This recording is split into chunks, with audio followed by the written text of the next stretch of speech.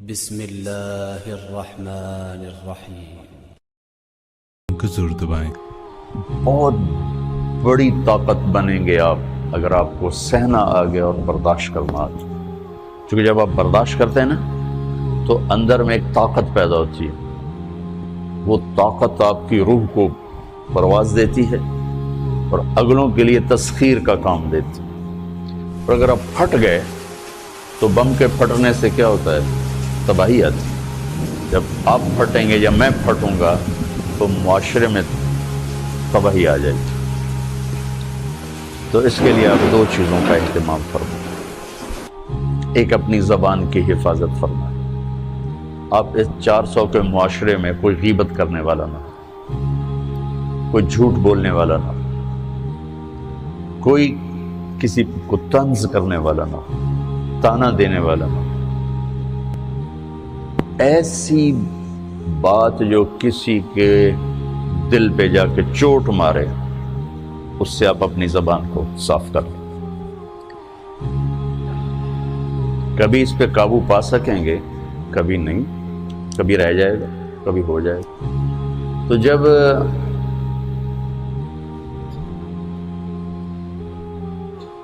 ہاتھ سے نکل جائے بات تو پھر اللہ نے ہمارے لیے توبہ کا دروازہ رکھا ہے۔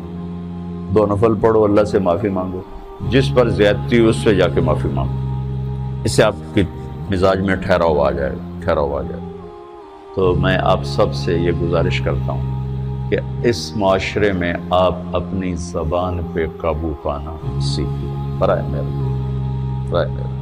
بہت فائدہ ہوگا۔ ایک زندگی گزری ہے، شام قریب ہے، تو پوری زندگی کے تجارب نچوڑ بھی اس میں شامل ہیں، اور تجارب نچوڑ کو گولی مارو اور دیوار پہ ڈال دو۔ میرے نبی کا فرمان اس کے لیے کافی ہے کہ آپ نے فرمایا کہ 2 چیزوں کی ضمانت دے دو، میں جنت کی ضمانت دیتا ہوں۔ ایک تمہارے جو 2 جبڑوں کے درمیان ہے، ایک تمہاری 2 ٹانگوں کے درمیان ہے، اسے پاک کر لو، میں جنت کا ضامن بن جاتا ہوں۔ اور معاذ بن جبل سے فرمایا کہ تمہیں پورے دین کا نچوڑ بتاؤں؟ کہ جی کیا؟ تو آپ نے اس حدیث کو میں نے پتہ نہیں ہزاروں لاکھوں دفعہ بیان کر دیا ہے، اور ہر دفعہ بیان کیا ہے کہ اچھا یہ ایسے کر کے کیوں فرمایا؟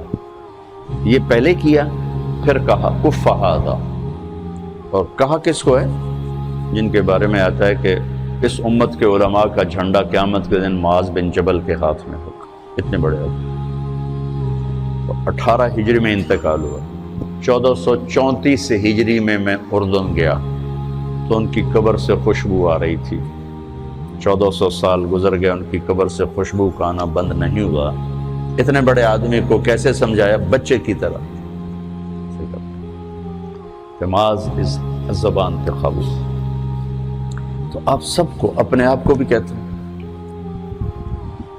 وہ عرب خطیب کہتے ہیں اوصیکم نفسی اولا وَإِيَّاكُمْ کر کے عام طور پہ خطبہ شروع کرتے ہیں۔ تو میں بھی اپنے ذات سے شروع کر کے آپ سے یہ عرض کرتا ہوں بچوں کہ اپنی زبان پہ قابو پانا سیکھو۔ یہاں اس کی مشق کر لو۔ یہ چھوٹا سا میدان ہے، چھوٹا، ایک تالاب میں ہے، آپ تالاب، یہاں سے نکل کر آپ ایک سمندر میں کودیں گے جہاں کہ رشتوں کی فہرست ہوگی، تعلقات کی فہرست ہوگی، ناگواریوں کے خوفناک خاردار کانٹے ہوں گے، کہیں کہیں پھول ملیں گے، ورنہ کانٹوں سے بھرا جہان ہے۔